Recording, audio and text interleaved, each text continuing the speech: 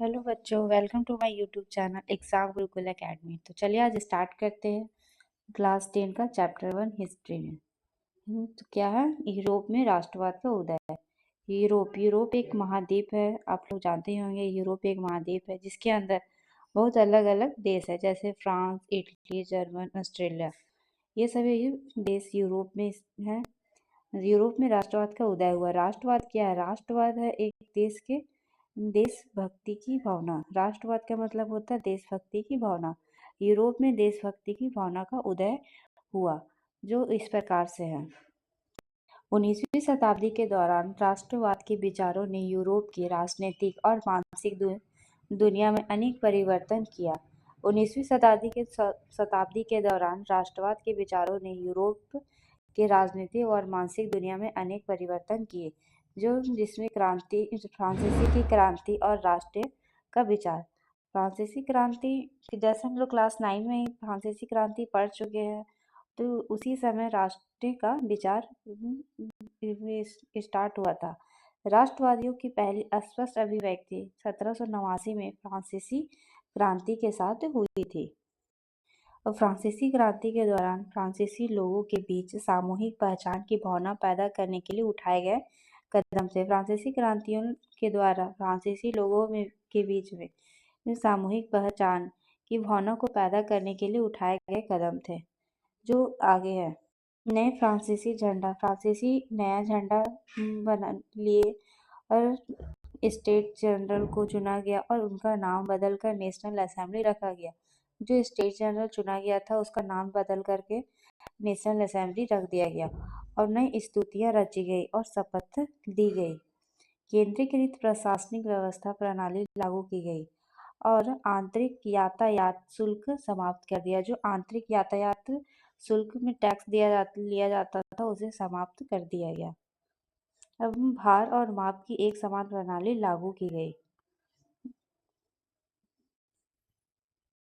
और फ्रांसीसी को आम लोगों की भाषा बनाई गई और फ्रांस में एक आम लोगों की भाषा भी बनाई गई। फ्रांस में जब लुई 16वां का शासन था, वह निरंकुश शासक था। उनके पतन होने के बाद वहां का शासक नेपोलियन बोनापार्ट बना, जो 1799 से 1815 तक शासन किया था। 1799 में प्रथम राजदूत बनकर पूर्ण अधिकार प्राप्त किया था नेपोलियन, और 1804 में नागरिक संहिता अथवा नेपोलियन संहिता कानून बनाया था। कानून के समक्ष बराबरी और समाप्ति की अधिकार को सुरक्षित किया और प्रशासनिक विभाजन को सरल बनाया। समाती व्यवस्था को समाप्त कर दिया। किसानों को भू दायित्व और जागीरदारी शुल्कों से मुक्ति भी दिलाई और तथा यातायात और संचार प्रणालियों को भी सुधार किया था फ्रांसीसी क्रांति के शासन ने, नेपोलियन बोनापार्ट के शासन ने। नेपोलियन ने राजनीतिक स्वतंत्रता छीन ली और करों में वृद्धि की और सेंसरशिप लगाई और लोगों के फ्रांसीसी सेना में शामिल होने के लिए मजबूर किया। जो नेपोलियन था उन्हें राजनीतिक स्वतंत्रता छीन ली और जो कर लिए जाते थे उसमें और वृद्धि कर दी गई और सेंसरशिप लगाई गई, जिसमें से लोगों को फ्रांसीसी सेना में शामिल होने के लिए मजबूर किया था नेपोलियन ने। यूरोप में राष्ट्रवाद का निर्माण। यूरोप में राष्ट्रवाद का निर्माण कैसे हुआ? वहाँ पे सामूहिक पहचान और समान सांस्कृतिक नहीं होने के कारण कोई राष्ट्र राज्य यूरोप नहीं थे। वहाँ जो यूरोप में सबकी अलग अलग पहचान थी, अलग सांस्कृतिक थी, किसी में कोई समानता नहीं थी, जिससे वहाँ का राष्ट्र राज्य यूरोप में नहीं बन पाया था। वहाँ अलग अलग क्षेत्र में रहने वाले लोग अक्सर अलग अलग भाषा भी बोलते थे।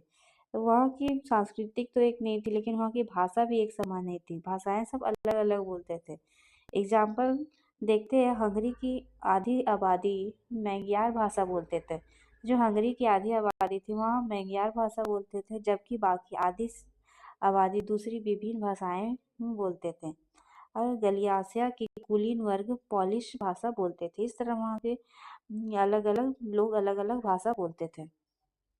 दो पार्ट था, कुलीन वर्ग और नया मध्य वर्ग। कुलीन वर्ग में आते थे जो सामाजिक और राजनीतिक रूप से भूमि का मालिक होते थे और आपस में व्यवहारिक संबंध से जुड़ा हुआ था और उनका बोलचाल भी फ्रेंच भाषा का प्रयोग करते थे और जिनकी संख्या जनसंख्या की दृष्टि से सामूहिक समूह में छोटी होती थी। जो कुलीन वर्ग थे वहाँ के सामाजिक और राजनीतिक रूप में भूमि का मालिक हुआ करते थे और उसमें वैवाहिक संबंध भी था और बोलचाल में फ्रेंच भाषा का उपयोग करते थे तथा उनकी संख्या भी समूह में छोटी होती थी।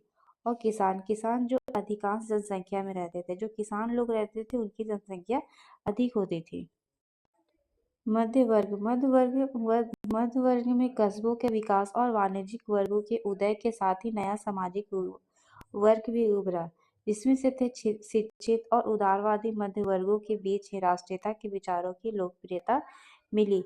राष्ट्रवाद का विचार आया था शिक्षित और उदारवादियों के बीच में। उदारवादी राष्ट्रवाद के क्या मायने थे? जो उदारवादी राष्ट्रवाद बना उसमें क्या मायने थे? उसमें उदारवादी व्यक्ति की आज़ादी और कानून के समक्ष बराबरी के लिए खड़ा था। जो उदारवादी व्यक्ति थे उस आज़ादी और कानून के समक्ष बराबर खड़ा हुआ था, जिसमें से निरंकुश शासक और पादरी वर्ग विशेष अधिकार को समाप्ति, जिसमें से निरंकुश शासक थे और जो पादरी वर्ग थे उसमें जो विशेष अधिकार दिया गया था उसने समाप्ति की और संसद के माध्यम से एक संविधान और प्रतिनिधित्व का सरकार बनाया और संसद के माध्यम से एक संविधान और प्रतिनिधित्व सरकार बनाया, जिसमें से आर्थिक क्षेत्र के उदारवाद, बाजारों की मुक्ति और चीजों और पूंजी के आगमन पर राज्य द्वारा लगाए गए प्रतिबंधों को समाप्त करने के पक्ष में थे। जो जैसे वहाँ पे आर्थिक क्षेत्र में उदारवादी लोग थे जो बाजारों से मुक्ति दी और चीजों और पूंजी के आगमन पर राज्य द्वारा लगाए गए जितने भी प्रतिबंध लगाए गए थे उसको समाप्त करने के पक्ष में थे उदारवादी लोग। अब अगला टॉपिक है 1815 के बाद एक नया रूढ़िवाद। 1815 के बाद एक नया रूढ़िवाद बना जिसमें से नेपोलियन द्वारा शुरू किए गए परिवर्तनों का यह मान लिया गया कि राज्य और राज्य समाज के स्थापित संस्थाओं को मजबूत बनाने में सक्षम है। वह नया रूढ़िवाद बनाया जिसमें नेपोलियन द्वारा जो किए गए परिवर्तन थे उसे अपना लिया गया और राज्य और समाज में स्थापित संस्थाओं को मजबूत करने के समक्ष में थे। 1815 में वियना की संधि हुई। वियना की संधि कब हुई? 1815 ईस्वी में, जो फ्रांस में बुर्बू राजवंश को बहाल किया गया था, जिसमें फ्रांस के बुर्बू वंश को बहाल किया गया। फ्रांस की सीमाओं पर कई राज्य कायम कर दिए गए ताकि भविष्य में कोई फ्रांस का विस्तार न कर सके और जर्मन परिसंघ के बरकरार रखा गया। जो जर्मन जो परिसंघ थे उसको बरकरार रखा गया था और उनका मुख्य उद्देश्य था कि नेपोलियन द्वारा बर्खास्त किए गए राजतंत्रों को बहाल करना था। उनका मुख्य उद्देश्य क्या था? नेपोलियन द्वारा बर्खास्त किए गए राजतंत्रों को बहाल करना। और क्रांतिकारी क्या थी? क्रांतिकारी वियना कांग्रेस के बाद स्थापित किए गए राजतांत्रिक रूपों से विद्रोह करना और स्वतंत्रता की लड़ाई के लिए ही प्रतिबद्धता थी। जो क्रांतिकारी जिसमें वियना के बाद कांग्रेस के बाद स्थापित किए गए थे, जिसमें राजतंत्रों के रूपों में विद्रोह किया और स्वतंत्रता की लड़ाई के लिए प्रतिबंधित किए गए थे।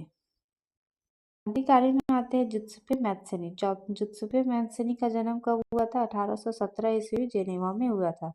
जुत्सेपे मैत्सनी का जन्म 1807 ईस्वी में जेनेवा में हुआ था।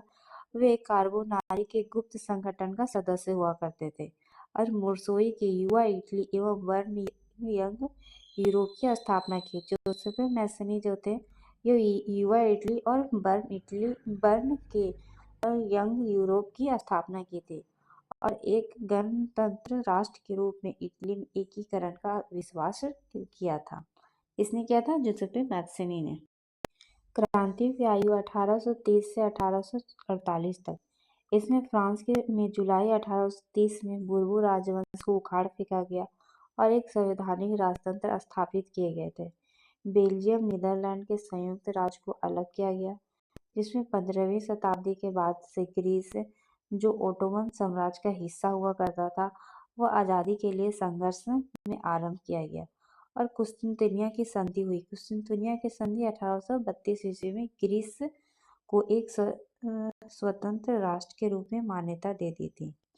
कुस्तुनतनिया की संधि के तहत रूमानी कल्पना और राष्ट्रीय भावना। रूमानी की कल्पना किया थी जिससे राष्ट्रीय भावना उत्पन्न हुई। उसमें एक सांस्कृतिक आंदोलन जिससे राष्ट्रवाद भावना के एक विशेष रूप से विकसित की, जिसमें तर्क, वितर्क और ज्ञान में महामंडलम की आलोचना की और उनकी जगह भावनाओं और अंतर्दृष्टि और रहस्यवादी भावनाओं पर जोर दिया गया था। जर्मन दार्शनिक योहान गॉटफ्रीड ने लोकगीत, लोक कविता, लोक नृत्य के माध्यम से आम लोगों के बीच जर्मन संस्कृति को जगाने की कोशिश की। जहाँ जो जर्मन के दार्शनिक थे योहान गोडसे, वे जर्मन के संस्कृति को जगाने के लिए लोगों के बीच लोकगीत, लोक कविता और लोक नृत्य नृत्य करने लगे। इसके माध्यम से लोगों के बीच जर्मन संस्कृति जगने लगा। भूख, कठिनाई और जन विद्रोह। भूख और कठिनाई जन विद्रोह हुआ क्रांतिकारी के बाद। उसमें अधिकांश देशों के उपलब्ध रोजगार की तुलना में नौकरी ढूंढने वाले अधिक थे। ग्रामीण इलाकों के अतिरिक्त आबादी शहर जाकर भीड़-भाड़ वाले गरीब बस्तियां रहने लगी थी। खाद्य पदार्थ की कीमत बढ़ी और फसल के खराब होने के कारण शहरों और गांवों के व्यापक गरीबी फैल जाती थी। जिसमें वर्ष 1848 में पेरिस के लोग सड़क पर उतर आए थे और लुई फिलिप ने भागने पर मजबूर किया गया। अतः नेशनल असेंबली ने पेरिस को एक गणतंत्र घोषित कर दिया था 1848 ईस्वी में। 1848 में उदारवादियों की क्रांति। 1848 में उदारवादियों की क्रांति का नेतृत्व शिक्षित मध्य वर्गों ने किया था, जिन्हें संविधानवाद की मांग को राष्ट्रीय एकता के साथ जोड़ा गया था। फ्रैंकफर्ट संसद वहाँ 18 मई 1848 को राजनीतिक संगठन ने 831 निर्वाचित सदस्यों ने फ्रैंकफर्ट संसद की बैठक की, जिसमें सेंट पॉल के चर्च में आयोजित किया गया था। यह बैठक जो हुई थी वह कहाँ हुआ था? सेंट पॉल के चर्च में। और जर्मन राष्ट्र के लिए एक संविधान का मसौदा तैयार किया गया था 18 मई 1848 ईस्वी में। यह प्रायेशिया के राजा द्वारा अस्वीकार किया गया। इसे अस्वीकार कर दिया गया था प्रायेशिया के राजा द्वारा, और वहीं संसद का सामाजिक आधार कमजोर हो गया तथा क्योंकि श्रमिक, मजदूर और महिलाओं में कोई अधिकार नहीं दिया गया था। उसे अस्वीकार करने का कारण था जहाँ महिलाओं, मजदूर, इन लोगों को कोई अधिकार नहीं दिया गया था। उन्हें निरंकुश राजतंत्र में कुछ बदलाव लाने के लिए मजबूर किया गया, जिसमें से था भूदासत्व और बंधुत्व श्रम को समाप्त करना। और हंगरी में अधिक स्वायत्तता दी गई थी, जो हंगरी थी उसे अधिक स्वायत्तता दी गई। राष्ट्र में दृश्य कल्पना। राष्ट्र की दृश्य कल्पना क्या थी? जिसमें से राष्ट्र को महिला को के आकृति के रूप में चित्रित किया गया था। जो राष्ट्र था उसमें महिला की आकृति में चित्रित किया गया था। यह राष्ट्र को स्त्री के रूप में परिभाषित करने के लिए चुना गया था। जो राष्ट्र बनाया गया था जिसमें स्त्री के बारे में बताया गया, और जो वास्तविक जीवन की किसी विशेष महिला के लिए नहीं थी। जो वास्तविक जीवन में महिला रहती उन्हें एक विशेष महिला के लिए नहीं थी, बल्कि यह उससे राष्ट्र अमूर्त विचार के ठोस रूप में प्रयास करना था। और फ्रांस में मारियाना और जर्मनी में जर्मनिया में राष्ट्र का रूपक माना गया। फ्रांस में मारियाना और जर्मन में जर्मनिया राष्ट्र का रूप मान लिया गया था। राष्ट्रवाद और साम्राज्यवाद। राष्ट्रवाद और साम्राज्यवाद क्या है? जिसमें बाल्कन क्षेत्र में आधुनिक रोमानिया, बुल्गारिया, अल्बानिया, ग्रीस, मेडोगोसिया, Croatia, Bosnia, Herzegovina, Slovenia, Serbia और मोंटेग्रो शामिल थे। ये सभी बाल्कन क्षेत्र में शामिल थे। बाल्कन भौगोलिक और जातीय विभिन्नता का एक क्षेत्र था, ओटोमन साम्राज्य के नियंत्रण में था। जो बाल्कन भूभाग था वह जाति में विभिन्नता थी, जो विभिन्नता का एक क्षेत्र था, और ये क्षेत्र ओटोमन साम्राज्य के अधीन था। रोमानी राष्ट्रवाद में विचार और ओटोमन साम्राज्य में विघटन की स्थिति काफी विस्फोटक हो गई थी, और बाल्कन राज्य एक दूसरे से भारी ईर्ष्या करते थे और प्रत्येक राज्य ज्यादा से ज्यादा इलाका हथियाना चाहता था। यूरोपीय शक्तियां भी इसी क्षेत्र में अपना नियंत्रण बढ़ाने की कोशिश कर रही थी। जो यूरोप शक्ति थी वहाँ इस क्षेत्र को अपने नियंत्रण में लेने की कोशिश में थी, और इसके कारण से इस क्षेत्र में कई युद्ध हुए। अंततः प्रथम विश्व युद्ध भी हुआ। इससे यहाँ पे यूरोप में लोगों के बीच में राष्ट्रीय भक्ति की भावना उत्पन्न हुई, और यूरोप में राष्ट्रवाद का उदय हो गया। और यहाँ राष्ट्रवाद का उदय कंप्लीट होता है। अगर सेशन अच्छा लगा हो तो लाइक करें एंड सब्सक्राइब करें एंड थैंक यू।